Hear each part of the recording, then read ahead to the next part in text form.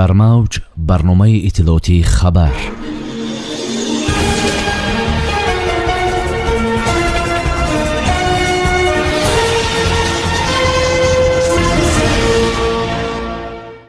владимир Путин дигар бора номзадиашро ба президентӣ пешбарӣ мекунад.